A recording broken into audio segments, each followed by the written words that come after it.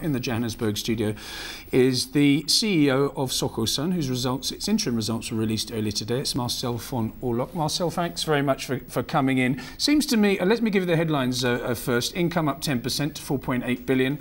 We've got EBITDA up 12%, adjusted headline earnings per share up 26%, and a dividend increase of 20%, which is a good chunky number. There seems to be a sort of tentative recovery in both the casino and hotel sides of your businesses.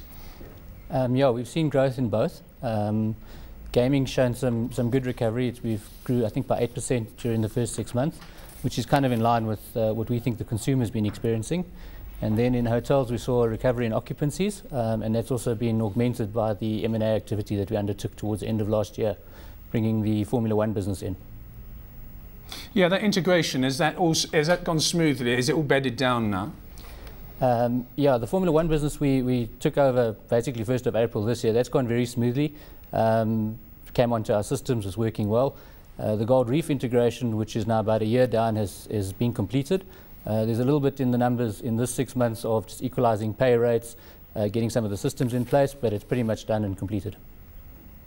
And the Southern Sun Hyde Park acquisition as well. You owe me a bit of money, actually, Marcel, because my daughter spends an inordinate amount of time there at cocktail bars and things like that. Has that gone to expectations? Yeah, that was a pretty low-risk acquisition for us because we already ran the hotel for Hyprop, who wanted to exit the operation itself.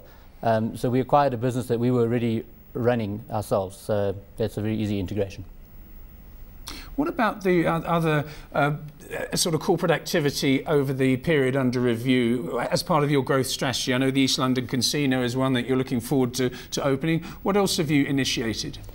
Yeah, the East London was a rebid of an existing licence. We've had to put some 400 million into the property.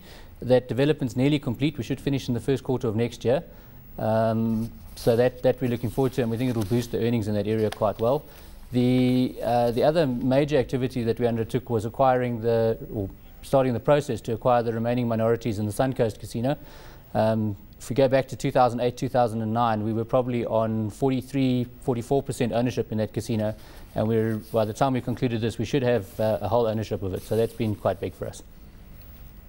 You say as a sort of, it's not in your outlook statement, your prospect statement, but you sort of make an oblique reference to, in a cautious way, to the state of the South African consumer and also the South African corporate. You say the casinos are geared to the SA consumer and hotels are geared to corporates, and both are under pressure. Have you noticed that pressure increasing over the 6 months that we're talking about now? No, we're seeing a bit of a decrease in the pressure, but it's not where it was say 2, 3, a bit longer, 4, 5 years ago during the boom times.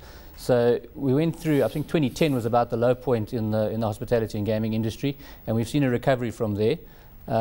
They're two distinctly different segments, particularly in our business. Our hotels tend to be corporate hotels, so we rely very much on corporates travelling, people going about business as opposed to holiday makers.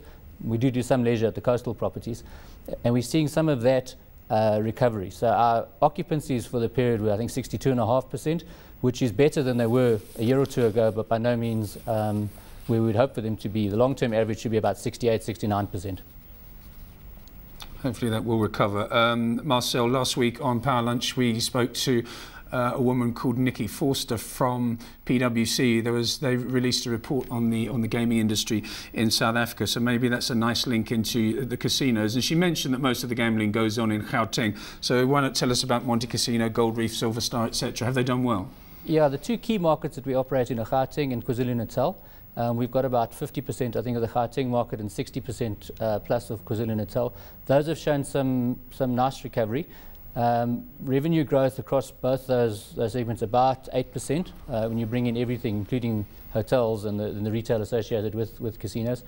The gaming market is a middle income, upper income target that casinos target, and that segment of the population has had sort of relatively good salary increases, inflation plus, and we're seeing that recovery come through on the spend from our consumers.